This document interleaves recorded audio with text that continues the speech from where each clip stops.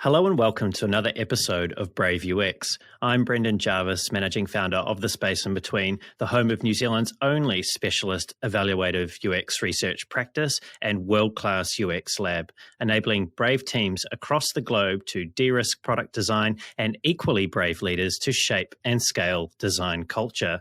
Here on Brave UX, though, it's my job to help you to put the pieces of the product puzzle together. I do that by unpacking the stories, learnings, and expert advice of world-class UX design and product management professionals. My guest today is Dan Balcauski.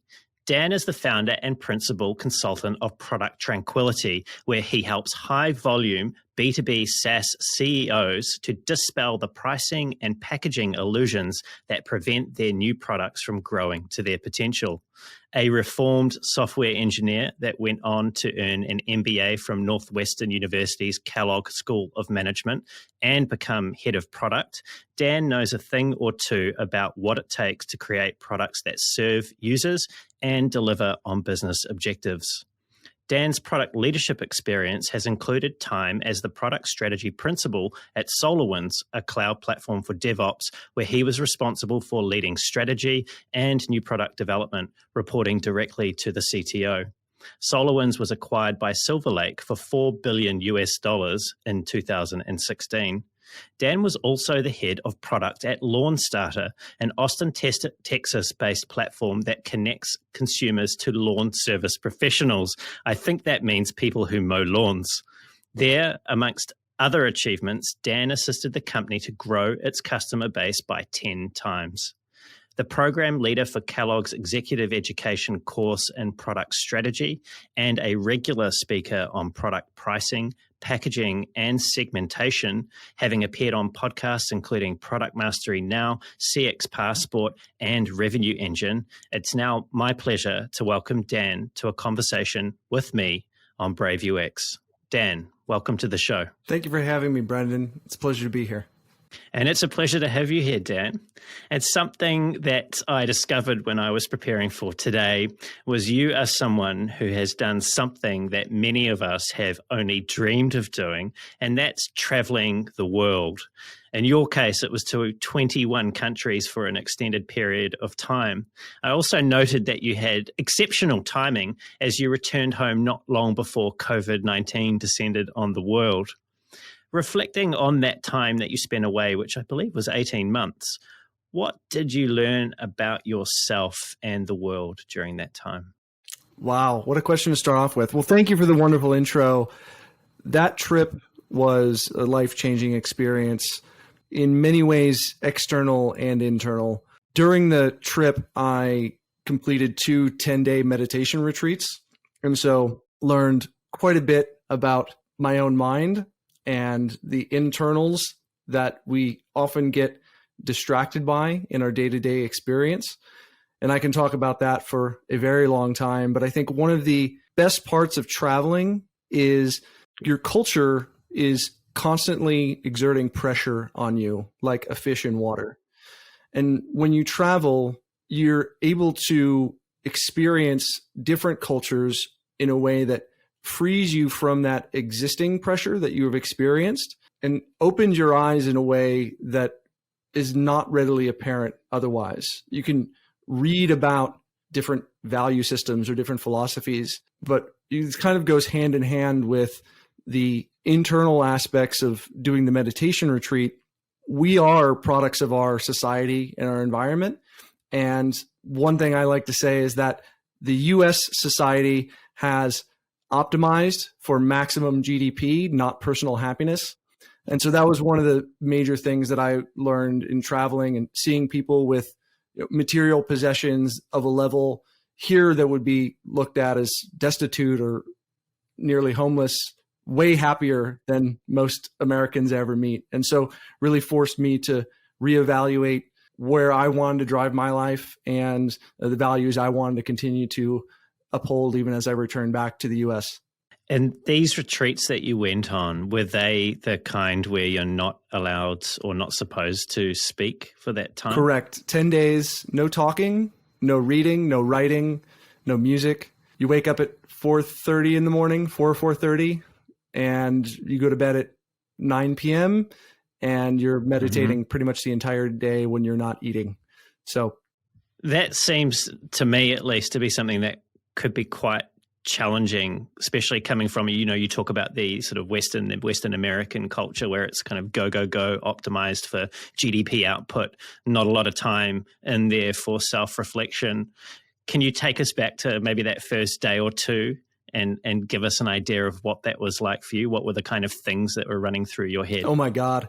I don't want to hold myself up as any kind of hero. I nearly left the first day of the retreat. I had signed up for the retreat and actually delayed leaving on my travels. And so I'm sitting there the very first full day of the retreat, and I had had a meditation practice that I had established. The ego is tricky. Oh, I got this. I meditate for 20 minutes a day. I'm now into hour 6 of day 1, sitting in total silence. My brain starts to say, you can't do this. Run away. This is only 6 hours in. You've got 10 more full days of this. And the only reason I was able to push through it was I played a little trick on my own ego. I had some very good friends that had completed a couple of these retreats and it had been inspiration for me to go do them. And there was no way that I was going to allow myself to leave and then call them up and be like, hey, Dan, how was it? Oh, I left on the very first day. So I was able to use a little bit of future shame of myself to keep myself engaged, as well as people do leave these retreats. It's not prison. You go into this with just a bit of surrender that this is what I'm going to put myself through. And it's part of the process. But I also said to myself, I'm not going to be the first person to leave. So that was the second ego trip I pulled on myself. So through a little bit of self-pride, I said, look, if I feel the same way when I wake up tomorrow, I'll let myself go, and basically played that over the first couple of days until my mind quieted down and I got into the flow. And definitely worth every single moment. Very transformational experience overall. Well, let's talk about that transformation. And I realize that we will come to product pricing and product strategy and other things soon, but this I feel is quite an important thing to go into, particularly given the pressures that everyone actually who's listening to this will feel on a daily basis working in design and product. What was the arc of that transformation like for you across those 10 days? Can you give us an idea of the highs and lows and what maybe one of the key realizations or parts of that transformation was for you at the end? So what happens is when you enter these retreats, part of the silence, the code of silence that you adopt is there's external chatter around the world that is constantly bombarding you, whether that's pings, rings, and dings on your cell phone or work obligations or other people needing things from you. So you go into this environment to quiet that noise, and then you want to make sure that environment is still. What you find when you enter that space, though, is that you've got a lot of other chatter going on up inside your head. And those first several days are really a confrontation with that chatter in a way that you never really have the chance to do in your day-to-day life. And so what you see is over those course of those few days is a slow progression to a mental silence. And really that's the first stage. We talk about that in terms of having sharpening your sense of personal awareness and a quiet mind so that then you can do the real work, which is going deeper and deeper inside of what is grounding you. What is this mind body thing that we've inherited that we didn't get an instruction manual for, but yet is maybe one of the most complex systems in the entire known universe, but no one gave us the owner's manual for it. And not in a Western Freudian psychotherapy way where now I'm going to deal with trauma A, B, and C from my childhood. Those memories may arise, but it's much more getting in tune with what the Buddhists call this ping-ponging your mind is constantly doing between aversion and craving, moving away from bad stimulus and craving good experience. And really, we're not aware that our mind is doing that to us, and it's putting us in a position of perpetually, no matter what experience we desire that we achieve, those are perpetually unsatisfactory.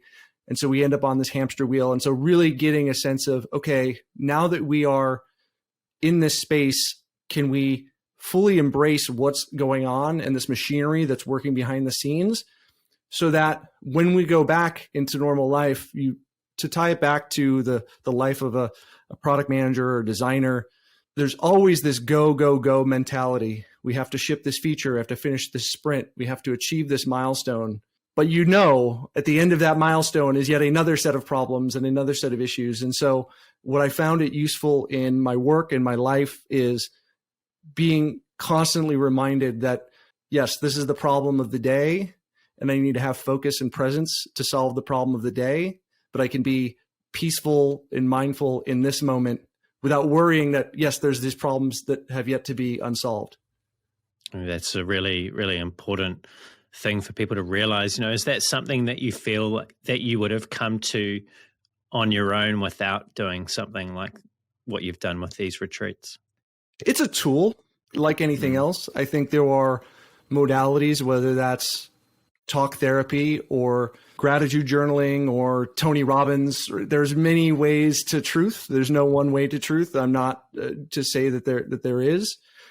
It was a very powerful tool for me, and I think it's one that anyone can approach. It does not require any belief in the supernatural. It only requires you to dedicate the time to understand what's actually going on inside. That's really the only belief it requires. And so I think it's approachable, and they've discussed this. You've had priests and nuns from almost every world religion that have taken on these type of retreats and found them entirely consistent with their own religious philosophies. There's nothing inherently different, and many have had very positive experiences. And so, like anything else, it's a tool to get you there. I think it was critical on my path, and I've even my company name, Product Tranquility, comes out of that experience, and it mostly is a reminder to me to constantly have tranquility in these experiences. So I was very intentional about naming my company because of those lessons I was able to learn from that experience.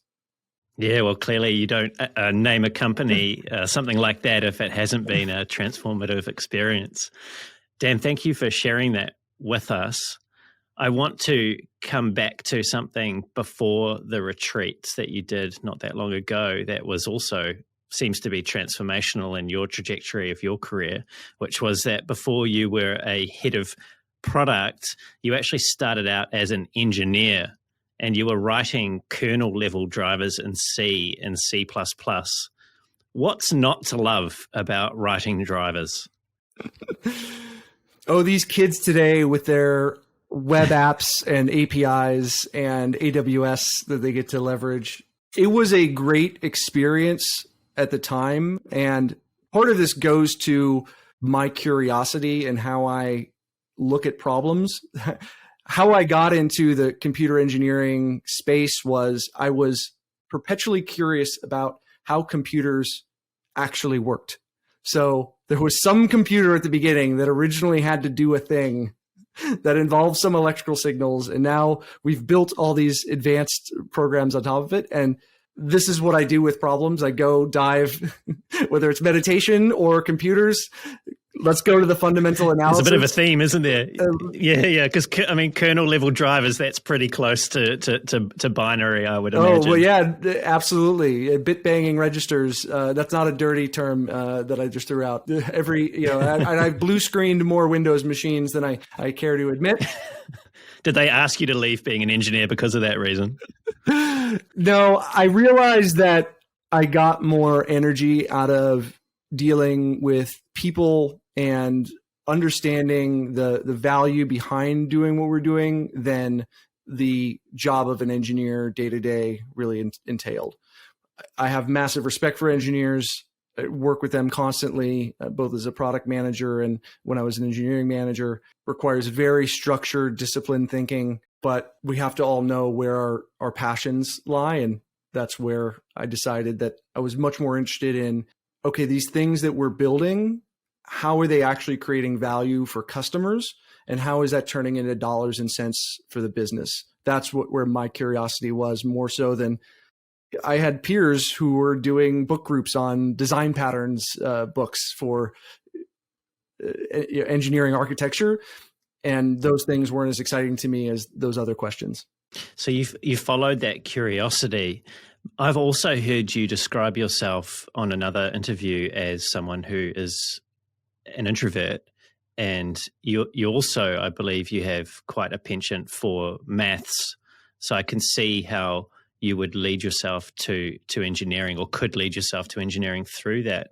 How do you reconcile your introverted nature with the demands for managing people and managing various competing interests that product management placed on you? That's a great question. In many ways, I'm probably more of an ambivert. So it switches contexts. I definitely notice that I have, if you have a gas tank, that's all of the social energy you have. I'm excited to use that up, and then also need to go back and replenish that internally. So for me, it's a matter of balance, like many things in life, of making sure that I'm not constantly on stage or constantly having to interact with people, and I have time blocked out of my schedule, either for a couple hours a day, or perhaps if I'm lucky, setting my own schedule a week or more at a time, where I can really recharge and go back internal to refill that tank. Yeah, and we were speaking before we hit record about the life of running your own consultancy, which is something that we both have in common, and some of the pressures that we place upon ourselves in doing that. Particularly, we were talking about how we were both unwell recently, and there's no sort of forgiveness when it comes to catching up on work that we may miss out on by giving ourselves time to be sick. How have you found your sort of experience with managing stress and that internal chatter through your meditation practice has served you in this transition from working for other people in big responsibility roles to now ultimately having all of the responsibility on your shoulders? It's definitely a big shift. So I mentioned the 10-day meditation retreats, and the way they discuss them is they're called meditation courses. So you spend 10 days getting taught a technique. And it's not to leave like, oh, I had this experience that your ego says, oh, check the box, I did the 10-day meditation retreat. But it's really, how do you then take that technique back into your life? The recommendation from the school that I took the course from, it's a worldwide school, but the recommendation is an hour in the morning, an hour evening. I maintained that practice while I was traveling for 18 months. I still maintain it for about, I would say, 45 minutes a day on a daily basis. That has been crucial to managing that stress. So to give you, I'm not in a pursuit of some long-term becoming a Buddha, becoming fully enlightened. The practice really helps me on a day-to-day basis, where the thoughts of my daily to-do list, the stresses, the issues that need to happen, they will arise in my mind. And the practice is to observe them, go back, focus on your breath. And doing that allows a transformation or minimizing the emotional energy associated with that particular problem. So going into my working day, what that allows me to do is those problems, you have this every day. I'm sure everyone does. You're working on something and then you're like, oh, I need to remember to go do this other thing, or, oh, this other argument or whatever came up. It then allows me to be much more in control of, well, that's not what I'm focused on now. Let me go back to what I'm doing, and that's for another time. And so that's been incredibly important, because as you alluded to, when you're running a solo practice or you're a leader, there's no end to the number of potential ways your business might fail or critical problems of the day. And so having that ability to sort what's urgent from important and being able to focus on those particular things, it's been incredibly helpful. So let's pick up on that. Let's pick up on focus and things that are important. You chose to focus on pricing as your specialty in this consultancy that you've established, Product Tranquility. What was it about pricing? Why pricing? So I had, as I mentioned, the experience of being an engineer and really being curious about what is this stuff that we're actually building? Why does that matter? As I grew up in my career, the company I was at, National Instruments at the time, did not really have the concept of product management. It was a company that was founded by engineers for engineers. And so we had the concept of product marketing, but they were mostly sales support and outbound messaging. And so engineering management, which I eventually became an engineering manager before I left, I actually had product management responsibility. And so I found myself getting more and more curious about, okay, how do we actually create value with what we're asking these engineers to build? When I went to my MBA program, that got further accelerated. I found out in retrospect that most business schools actually don't have pricing courses. I was very lucky that Kellogg actually had several of them. I took everything I could. Combined with my internship, I worked for a Silicon Valley startup that summer during my MBA. And the project, or one of the projects that I was primarily tasked with, was, hey, we're thinking about going and converting our products to a freemium model. Should we go do this? And so I got thrown into that world, monetization models, very early, I guess, in my full transition over to the business side. And I just found it absolutely fascinating. TLDR for your listeners, I do not recommend freemium to almost anyone. It very rarely works. It's generally a bad idea. We could put a pin in that, talk about that more. But as then I got into— Well, give us the TLDR of why it's generally a bad idea. So generally, I like to create products that create value and solve problems. And when you solve problems well, customers are generally willing to pay you to solve those problems. And if you think your marketing strategy is, oh, we'll get a bunch of people to use our stuff for free, and then somehow we'll convince them to pay us, somewhat avoids the hard issue of finding the hard problem that people are willing to pay for. It also generally only works if you have an incredibly large market.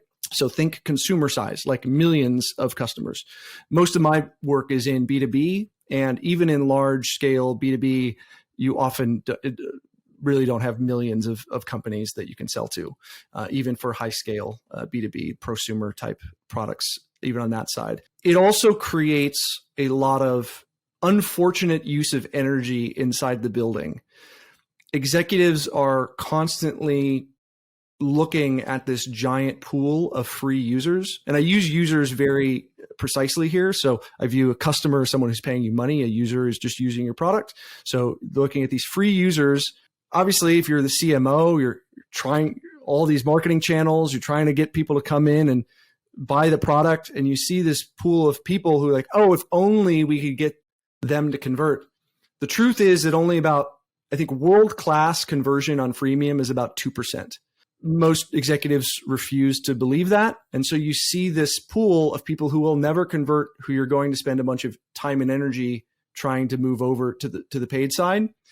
So that's problem number one. And then problem two, in terms of unfortunate use of energy, is that every conversation you have as a product manager, you have this additional tax that you pay, which is, how do we divide this up between the free side and the pay side? And it's a very pointless conversation that I think should just be avoided generally. There's some other arguments that are put forth of, oh, it helps you lower customer acquisition costs. I think people are just playing games with the income statement. I don't really believe that that's the case. And generally what I would say is, for the most part, all of the problems that people pose freemium as a solution can be better answered with a 14 to 30 day free trial. Yeah, which is also a common way of getting people to enroll and get into a product's way of helping them with their problems. So we want people to pay us because we want to have solved a proper and a real problem for them. You've said that pricing and packaging are a function of positioning. And by packaging, I assume that what you're talking about there is the way in which you bundle up your products and group them into pockets of value for people to identify with and choose the one that suits them the best. So let's start with, and so correct me if that's wrong, but let's start with positioning. What is product positioning and why does it matter? Positioning is an exercise you do internally, but it's really what is the space you're going to occupy in the mind of your prospects, in the mind of your market. So positioning in the classic sense thinks through several different variables and tries to align them all. So who is the target customer that you're trying to serve? What are their relevant competitive alternatives? What benefits do you provide to that particular customer? How does your product do that in a unique and compelling way? So those are the items that you think through. And why is that important? Because we need to understand that we cannot be the best at everything. And if you try to be the best at everything, you're going to be unmemorable. We need to carve out mind space in the mind of our market participants to help them make sense of what it is that we do and how we play and how we deliver value. Because while my mom might be very interested in the hour-long story of all of the things that I can do, I really don't have time when I'm meeting for example, I'm meeting a prospective CEO. He's got a million fires. Like, no, I solve your pricing and packaging issues for new products. That's what I do. Like, if you have other problems, I'm sure there are other people who do. It's not necessarily that I can't help them with more than that, but we really just don't have time. And so we need to spend the energy up front being very deliberate about how we deliver value and how folks should think about us in the context of a broader market. There's just too much noise otherwise. Maybe if you go back 100 years, you didn't have to be as specific about your positioning. But I love for example, the Chief MarTech landscape diagram. I don't know if you've seen that before with over the course of the last decade, where it has all the logos of all the marketing technology stack companies.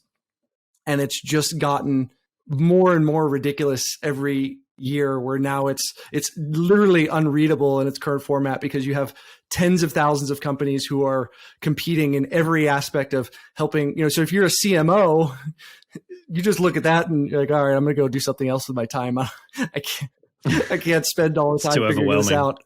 So you need to be very prescriptive in terms of who you're serving and how you're helping them solve their problems.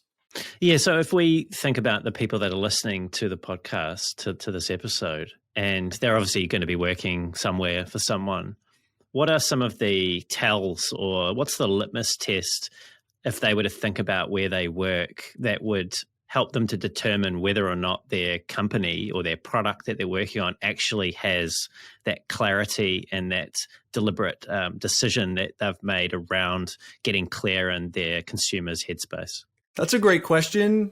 One test would be next time you're at a bar, have one person go up to a stranger and tell them what their company does, and have another person come back 10 minutes later and ask them. I love that. Have you actually done that? That's brilliant.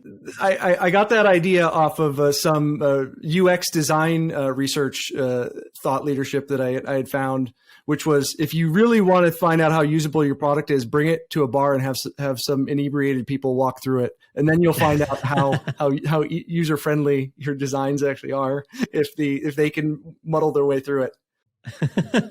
So let's assume that we do have a company that someone who's slightly inebriated can understand and recall after the second glass of beer. How does having that clear positioning help you as a CEO or as the leadership of a company to price and package your product? When it comes to pricing, one of the first decisions you need to make is price positioning. So price positioning would be, I'll use the automotive market because maybe the examples will resonate with a wider group of folks.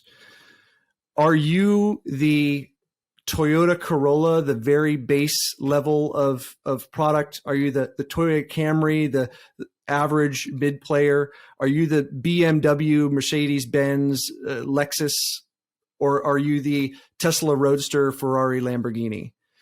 Because when it comes to pricing, you need to make the strategic decision of how are we going to be compared from a price value ratio? If I'm in the market for a Toyota Camry and a guy comes to try to sell me a Lamborghini, this is going to be a very short conversation. I'm not looking at trade-offs at all in the same way. I'm looking at a very different set of comparables. And so having a clear sense upfront of your price positioning is one of these first key steps. Which level are you going to, and that's a strategic decision now that can be informed by different parts of your industry and your market, right? So if I'm the low cost player, I have an opportunity, I have some part of my technology stack that allows me to do something incredibly efficiently, or a specialized way I operate my workforce or my factory that gives me some cost advantage.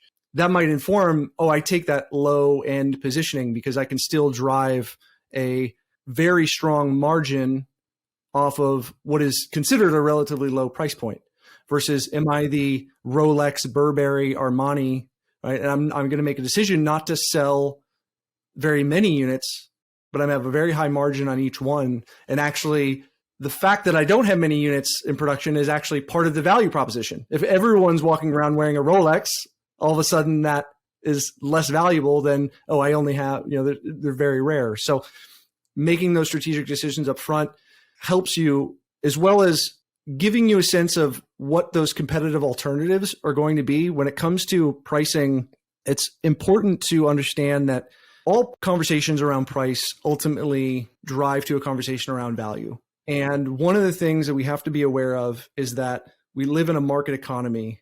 The market will set the price on non-differentiated value. And so when I'm looking at my positioning, I'm isolating now my set of competitors so that now I can decide how I'm uniquely differentiated from that group of competitors. So I know the value I can charge for, where I'm potentially value advantaged or disadvantaged. You can play a discount game where I'm value disadvantaged, but I'm also slightly less priced than those other competitors. So that whole conversation is all wrapped around the fundamental positioning that your company adopts. So let's break that down for the designers and the product managers that'll be listening to this episode.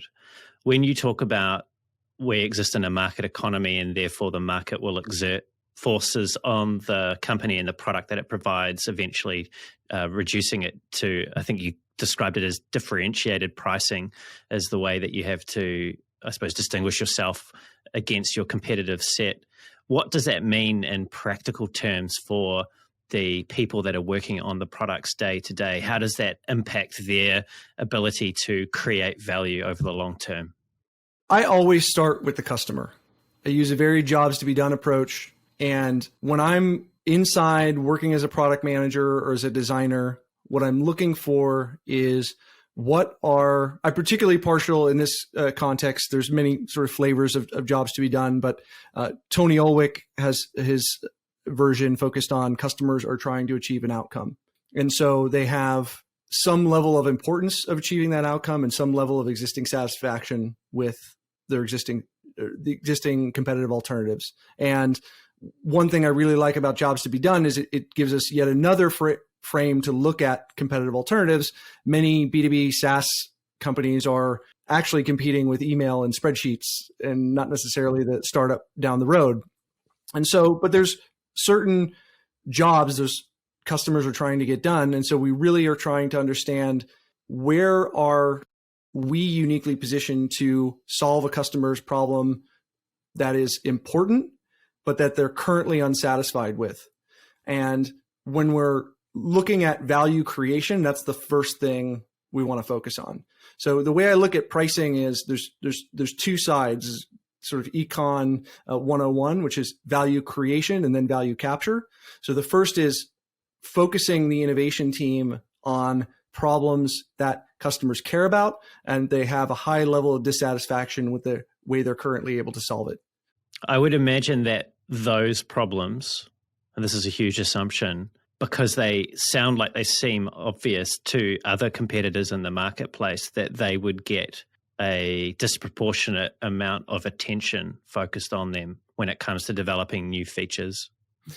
This is a great point. And I think it's actually Clayton Christensen talks about this in his book, Competing Against Luck, which is his sort of opening salvo in the jobs to be done world. I think you've pointed out two things. One is always be wary of worrying about what your competitors are doing, because that assumes that they know what they're doing. So as a product manager, be aware of your competition, but don't necessarily be obsessed with your competition. Be more obsessed with your customer. Second, this feature for feature battle is rarely where, at least in my experience, I've seen the battle won. And what Clayton Christensen talks about is when you are looking at solving a customer's job in its entirety, it's not just the feature you've built into bits, but the set of experiences that are around that. And solving a job entirely from beginning to end requires such focus and customization. It's not just the feature is there, but have you educated the market about its importance, about the problem that's solved? Have you gotten those customers onboarded to use it? Do you have a way to support them so that they are successful in using it? There's a whole set of experiences wrapped around the actual bits that might also be partially in bits and partially with humans. And those set of process experiences are very hard to directly mount competition against, because even if someone copies the bits, they didn't really copy the full experience. And so they're really not solving the full customer job. Does that make sense? Yeah, that does make sense. I know you've read Good Strategy, Bad Strategy because I've heard you reference it before. Have you read Blue Ocean Strategy? I have. I know what it is. I've not read the book. What you're talking about there is sort of making me recall that book. And in essence, that book talks about obviously not fishing where everyone else is fishing, which is what you've touched on there with not paying too much attention to your competition.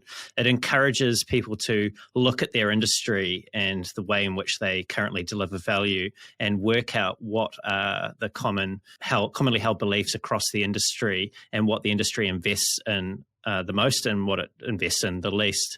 And then it challenges you to reconfigure that value to try and, I suppose, create a blue ocean, a sort of clear space to find fish or find value. But that was making me think about this challenge that organizations have in actually exploring their customers' problems to the degree that they're able to detach themselves from their assumptions that they hold on to so tightly, so that they can be mindful of and aware of those other areas that may help leapfrog that product or that business ahead of its competitors.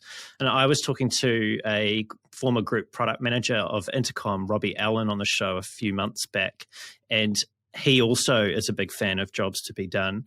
And his perspective was that it's also important to look at the jobs that customers are doing outside of the product experience you currently have on the table. Why is it so difficult for companies and people that are working and leading product to determine what really matters for their customers, what value is in their minds? This is a really challenging problem, and it's one of the reasons why I really like the work that Clayton Christensen and Tony Ulwick have put forward in Jobs to be Done. The problem is that success is in the mind of the customer and the metrics that they use to determine success, but customers are not prone to use that language when they describe problems. So customers are, I often say, experts in their problem, not in potential solutions, but the way that they describe their problems is in terms of current solutions. And so when you're talking to customers, and this is where the art of product management and user research comes into it, where folks say, oh, I need this button that says X, or that's one of the old product management interview questions. I need the pink button. I need the pink button. Well, why do you need the pink button? Well, because X, Y, Z. And the goal is to drive the customer to the higher order problems that they're really trying to solve and help them to make trade-offs of other solutions that they have available or have tried to use, so that you can derive out of those conversations the metrics that the customers are using to measure their outcomes. But it really is sort of this art form of being able to drive them past their initial language of describing their problem in terms of the existing solution and moving them to a higher order conversation. So this is in the context of an interview, a one-on-one interview. Correct. This kind of information is very difficult to get out. I'm a big believer in balancing both qualitative and quantitative insight. I have partnerships with Mixpanel and Amplitude. I love those types of products.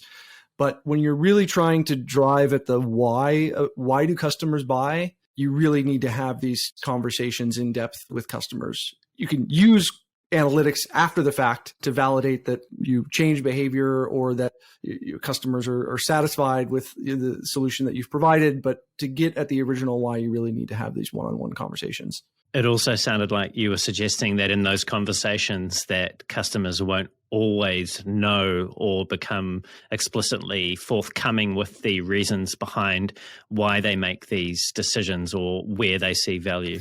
100%. I mean, there's the oft-stated problem as well of stated versus revealed preference, like what someone says they want versus what their behavior actually shows.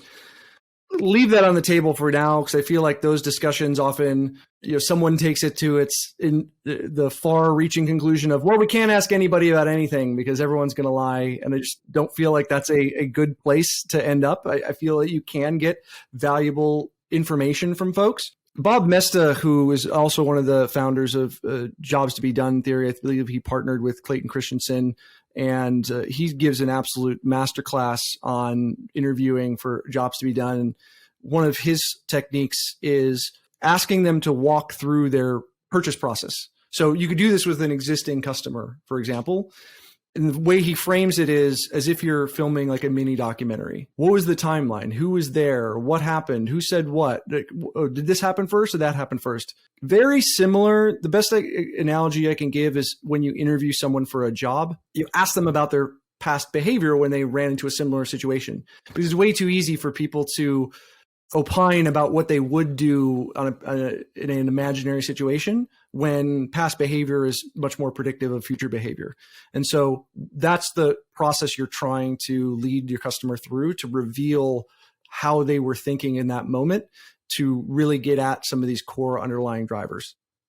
Yeah, so this is one of the question. It's not even a question, actually. You kind of can leave it open for your customer or your user to pick up on. But often a technique to lead into that is, tell me about the last time that you used X or did Y. Is this the kind of way that you can lead into those conversations? Yes. And I'll be even more specific about it, which is trying to establish the timeline that led up to a purchase decision.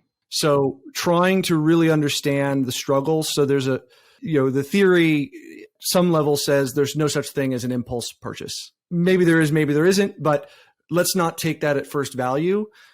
Someone says, oh, I bought this thing. I just bought it on a whim. We had this problem.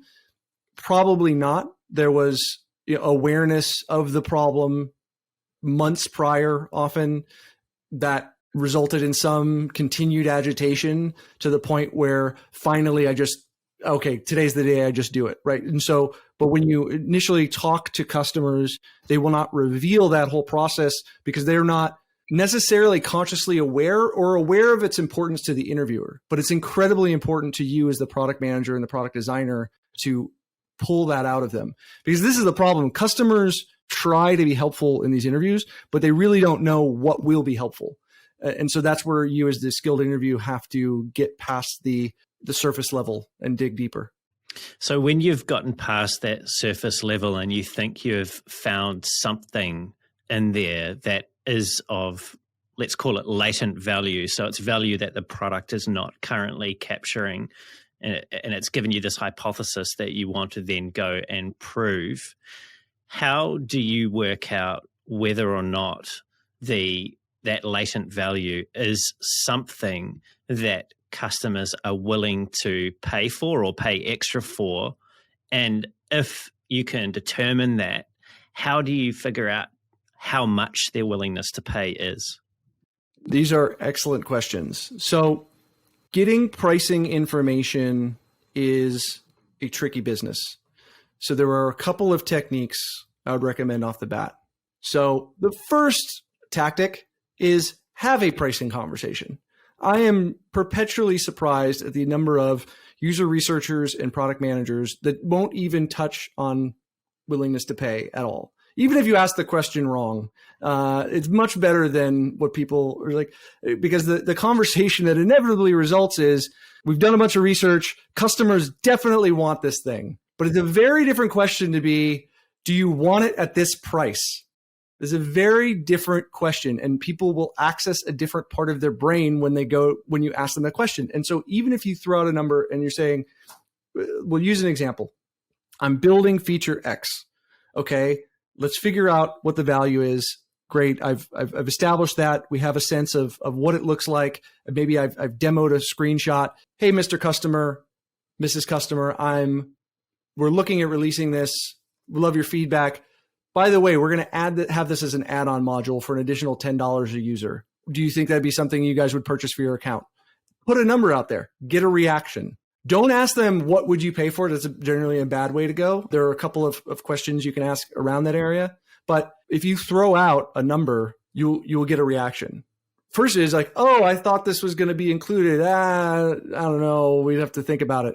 Maybe your number's too high. But you can also ask what we call likelihood to buy questions. So in the research world, the standard Likert scale. So, on a 1 to 5 scale, 1 is, I would never buy this in a million years. 5 is, if you have it today, I will give you my firstborn child. 1 to 5, how likely are you to buy? So not only getting a dollar level or trying to get a dollar level reaction, but also how likely are you to purchase at a particular price? And because that will reveal other certain information, because some people will be like, well, I can see how it'd be important, but with all the other projects that we have going on, I really don't see us leveraging that this year. That would be probably, so I think your pricing is correct, so it's not, so what you've identified there is also urgency to have this, right? Which means that person, you can't put that in you have to account for that in your business model, in your forecasting. It's like, oh, we're going to run into a bunch of people who really do value this, but they're not ready yet. They have all these other problems that they need to get through first. One of the things you can ask, I think it was a Dutch economist named with the last name Van Westendorp, who has a pricing technique. And if you're in a qualitative discussion, the full Van Westendorp is a little annoying to ask in interviews, but you can simplify it to 2 questions, which is, at what price would this be so expensive that it wouldn't be worth it? And at what price would this be so low that you would question our ability to actually deliver the product or its value? So those can be helpful ranging questions, because folks tend to think about pricing in general ranges, not exactly in price points. And if you ask what would you pay, just flat out, you don't know what end of the spectrum they're answering that question to you on. So at least those 2 can help elicit a set of ranges. And again, over time, over multiple conversations, you can accumulate those numbers, and it helps you get a sense of, okay, here generally is where we think folks place a value on it in terms of an actual number. So let's talk about that, because you mentioned earlier on that you're a fan of both the quantitative and the qualitative aspects of user research. How many conversations, generally speaking, would you need to have on a one-to-one basis, on a qualitative basis with people, where you're asking them about pricing, but also maybe getting them to give you some self-reported data on their perception of value? How many of those would you need to run before you're then ready to take that into a quantitative method? And what quantitative method would that be? Every research question hinges on what is the value of the information that you're actually trying to get, and what decision is that going to drive. A single customer conversation where I ask the right questions can dramatically reduce uncertainty about a problem. In general, what you'll find as a sort of mathematical principle of research is that the uncertainty that is reduced in the first 30 data points, to get the same amount of uncertainty reduction, you need to then talk or sample 4 times as many more samples. So just the amount of uncertainty you can reduce in, for example, 30 conversations or a sample of 30 people from a survey, then the numbers start to get very large. So it really depends upon what level of either statistical significance that we need in order to is this a mission critical? We have to know within 0.001% what the value of this is or not. Yeah, like we're going to bet the rest of the 6 months of the engineering team's efforts on this feature. how certain do we need to be that it's actually of value and that the value it is of is significant enough to warrant the investment? Well, and when I say uncertainty, right, is the business case built on, okay, we don't know what people will pay, but as long as it's over $10, it makes sense. If it's 10 to 100, that's as good as 10 to 1,000. I just need to make sure it's not under 10. And so that's my decision point. And so if every person I talk to is like, I would pay $50, I'd pay $60, I'd pay $9, like, well, I've talked to 10 people and all of them are way above our range where this is not a no-go. So now we can proceed, right? And so you may do a level of that analysis at the beginning of a project. I'm constantly surprised at how teams, again, we do all this customer research to understand customer problems, but then no one's actually building the business case that should precede millions of dollars of engineering investment to figure out, do we even have a range of what people are going to pay? I wrote a blog post about this because you have no idea the number of rooms I've been in where I get called in and they're like, we're going to release this product in a month. What should we charge for it? And I was like, you've already spent tens of millions of dollars developing it. Shouldn't someone have already asked that question? Sorry to be that guy, but yeah, I mean, it makes a whole lot of sense, right? And what we're talking about here, like if we think about one of the hot topics in design at the moment, and this, design bleeds into product management and product management bleeds into design, right? I often find it, and UX research I include in that mix. And that's why this show aims to reach out to all of those people because we have such complementary involvement with one another. If we think about this driver for sort of non-analytical people within organizations to have more influence, and by that I usually mean designers, product managers are a little bit of an exception there. This is really a question in user research, whether it's a designer or a specific researcher that's doing this kind of work, that if they are probing into this, particularly when it comes to new product development or new feature development for their product managers, that could add a lot of value to that conversation for the product manager, but also for the business. You know, is this something that as designers and sort of non-business minded people that we can do and add value in relatively easily and start to really help the business to develop things that matter to customers? I think so. And I think the primary problem right now is not the techniques. The techniques are relatively simple to learn. When I talk to user researchers, and obviously this is a broad generalization, so it's not going to be 100% correct, but there's some mindset around even diving into the business aspect or the business outcomes that is unseemly, or there's no way to get good information, right? Which to me just doesn't make any sense. It'd be the same as if, we can't get design feedback from a prototype. We have to ship a product. And it's like, no, we can't, it's not a real thing. So we really can't get real feedback. And most of these designers would laugh me out of the room if I said that. But when I talk about asking a pricing or willingness to pay question, they're like, oh, well, you can't get any useful information off that. So it's not the techniques. It's definitely a mindset. And I think that's really the thing that can overcome. I think it would add tremendous value if folks adopted that mindset. Actually, Ryan Rumsey is someone that I've spoken to a little bit on this topic, who runs Second Wave Dive, and he's actually based out of Austin, where you are. And his whole business is focused around helping designers to have those business conversations and become design leaders within their organizations. And he wrote a great little ebook, actually, which is about the terms and the language and all the other things that go around having that conversation with the company. And he was touching on the notion that as designers, there's almost this revulsion to the profit-making motive of the enterprises that we work with. And that's not a blanket kind of feeling that's felt there, but more generally speaking, and maybe toning it down a little, there is often this uncomfortable air that sits around money. And that is, like if we talked about culture when we first started, right? Our Western culture, very much about making money, but it's still very much shunned upon to talk about that money, particularly in our personal circles. Have you observed, and this is a really leading question, so not a great research one, but have you observed this kind of discomfort in people that aren't really that business minded in talking about money? And is this potentially something that's feeding into that lack of putting this into our research process? It's funny you ask, because my current thesis, I haven't tested this from a pure published in Nature Sociology magazine, but we all have somewhat unhealthy relationships to money. I think every single one of us, right? I don't care who you are, has something in your background that has that formulated for better or worse. And so we take all these individuals and then we put them in a business, and then somehow we expect that business run by these people to all have a rational opinion about money. It just doesn't work. You've just taken all the minds that all have their own qualms about it. What I would say is there's a very well-respected pricing consultant, founded a consulting firm called Simon Kucher Partners. His name's Herman Simon. The way he talks about profit is, pricing for profitability it should not be looked down upon.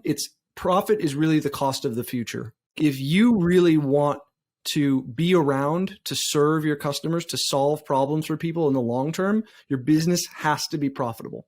And, whatever you feel about, okay, well, we should have some limits on that, or we shouldn't be too aggressive, but you need to have that as part of the otherwise, we all go find other jobs, because that venture goes out of business. And so I think that's probably the healthiest way to look at it is, if you want to be, you got to, whether we can tie this all the way back to meditation retreats. If I'm going to help others, I have to take care of my own mindset first, because I have to be in a place where everyone else is maybe not in that level yet.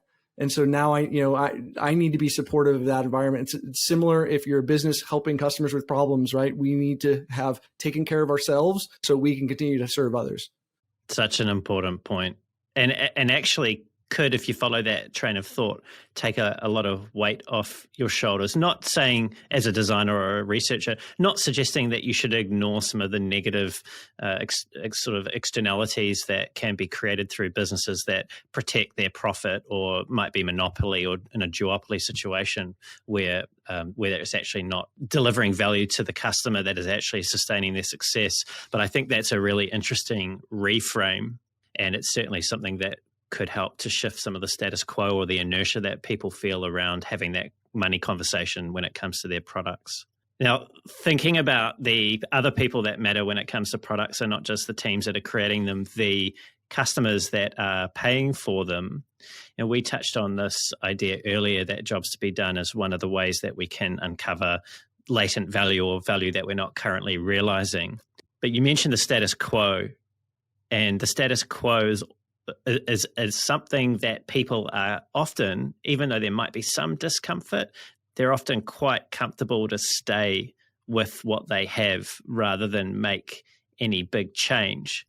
How can product teams disrupt, or at least uncover the opportunity to disrupt the status quo and help their customers to make a change that's going to solve a problem that their products can help them with? This is a really great question and a hard question. So I think there's two perspectives. One is, have you identified a problem that people care to solve, is step one, which is separate from, we've now solved that problem. How do I convince others that they also need to move?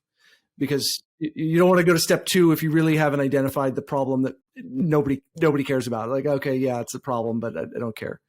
So the first scenario, there's a couple of questions or ways you think about approaching that as you're having these customer interviews. So the way I think about it is, customers will, again, they're trying to be helpful. They're trying to give you information about, oh, this could be better, and this could be better, and this could be better.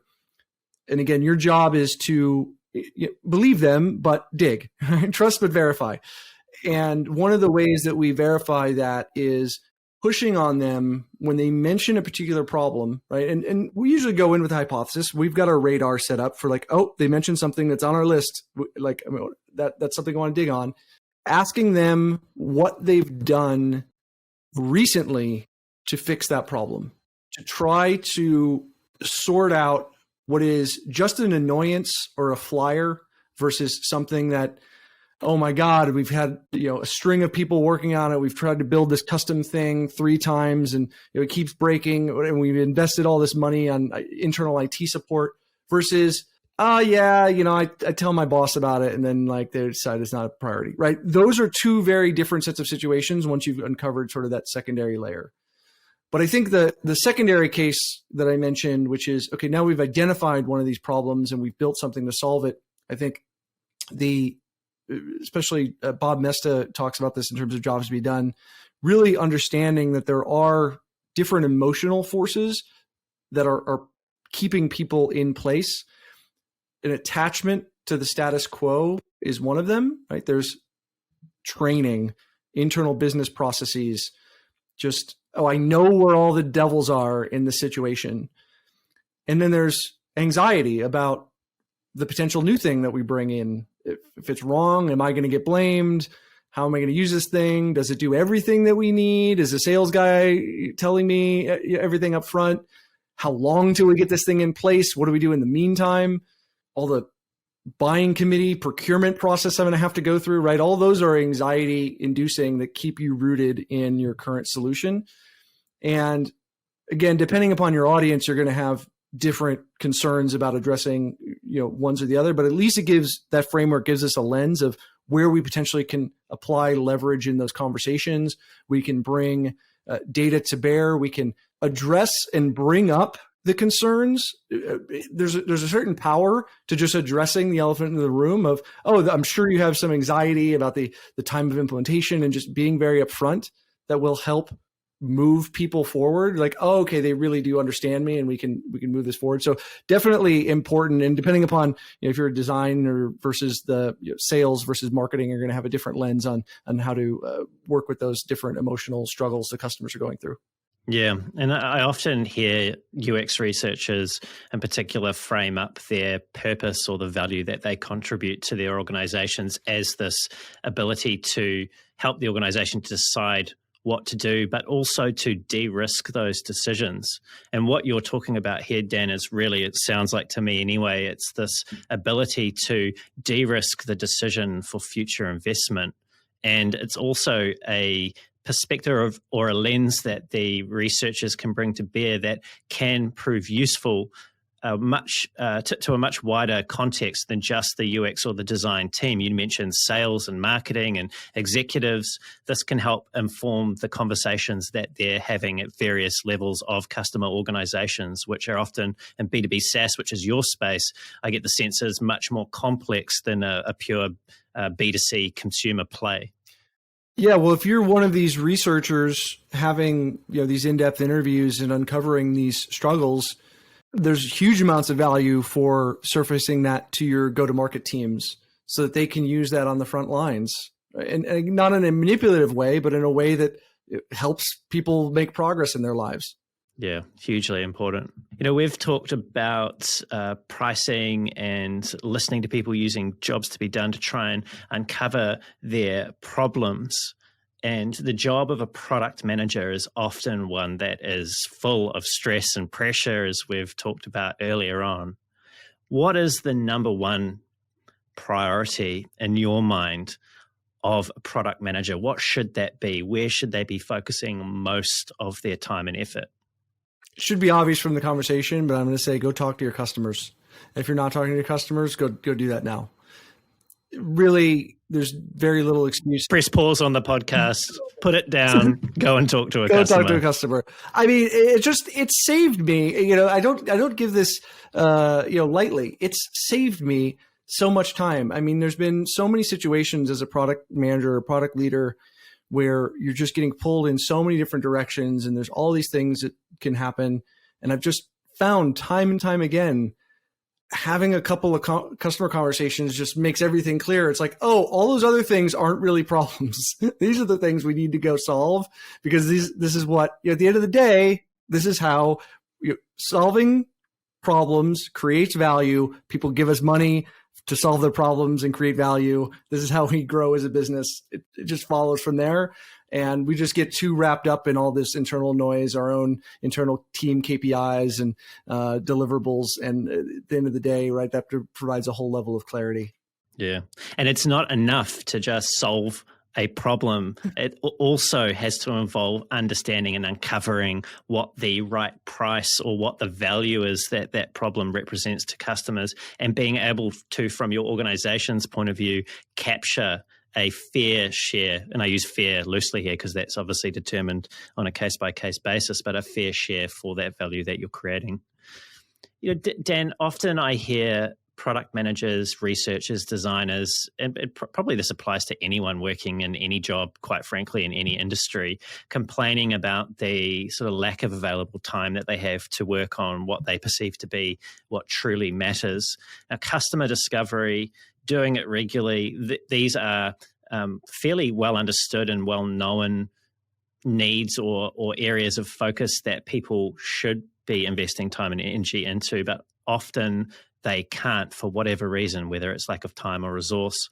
In your experience, how much of a role does a company's culture or potentially its operating structure, its org chart, influence the ability of the product teams to actually connect with customers on a regular basis?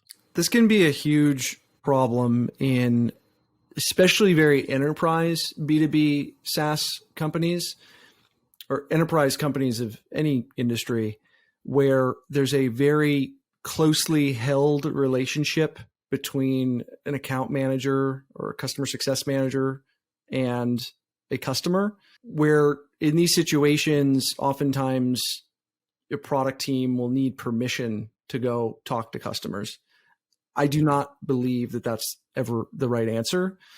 I think we've been talking about emotions on behalf of customers. I think it's important to unwrap potentially what's going on in these situations. And it's hard to diagnose a bunch of general populations, but you do have somebody's livelihood on the line if an account is screwed up. So I have respect for the account manager, the customer success manager, who is protective of, oh my God, if this product manager comes in and says something or deviates from the script that I've outlined in any sort of way, I'm not getting my bonus. I might get fired. Right. So, but also I think what it reflects is a lack of trust. And I think that has to be built over time at the individual contributor level between their sales and product and design personnel. And it also has to be driven top down from the leadership.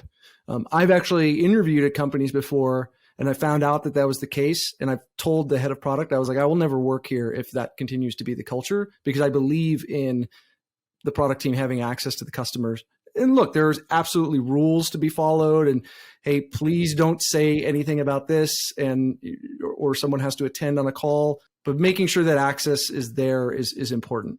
Yeah, it sounds like you need executive buy-in in order to make that happen. I asked Marty Kagan a similar question to this. I think I asked him who should own the customer in an organization, and he very simply said that's a very dangerous idea, echoing the sentiments that you've shared. Dan, I'm just mindful of time. We do need to bring the show down to a close. Some of what we've covered today was pretty intense as far as the business aspect of design and creating products and delivering value to customers.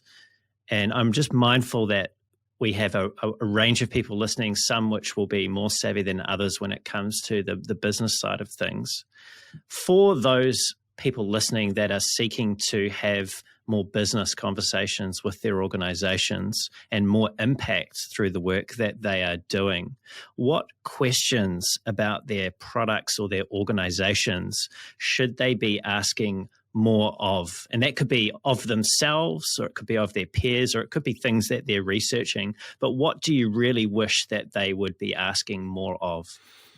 What I would say is, if you can understand the metrics that your customers use to drive success, and then drive that conversation back inside the business to understand how are the metrics that we're tracking at the business financial level and product level, how do those map to how customers measure their success? And can we, because, and there's obviously the transactional data of, did we sell new business? Did we get customers to renew? Did we get customers to expand? And then you get into product analytics data. Okay, how can we tie our sense of customer engagement to customers being successful. I think that's really one of the best things that folks can do is try to understand how their customers being successful correlates with those internal metrics. Great. What a great place to leave things. Dan, it's been really great having you on the show. Thank you for so generously sharing your stories and insights on product strategy and pricing and jobs to be done today with me. I really appreciate the opportunity, Brendan. Thanks for having me. You're most welcome. Dan, if people want to find out more about you, about Product Tranquility, what's the best way for them to do that? I blog fairly regularly on my website. It's producttranquility.com, all one word. And you can find me on LinkedIn at Dan Balcauski. I'm happy to connect with folks. Perfect. Thanks, Dan. And to everyone that's tuned in, it's been great having you here as well. Everything that we've covered will be in the show notes, including where you can find Dan and Product Tranquility and any resources that we've mentioned. I think there's a few talks in there that would be useful to link to. If you enjoyed the show and you want to hear more great conversations like this with world-class leaders in UX, design, and product management, don't forget to leave a review, subscribe, as well as tell someone if you think they would get value out of the show, pass it along. If you want to reach out to me, you can also find me on LinkedIn. Just find me under Brendan Jarvis, or you can find a link to my profile in the show notes on YouTube, or you can head on over to The Space in Between. That's thespaceinbetween.co.nz. And until next time, keep being brave.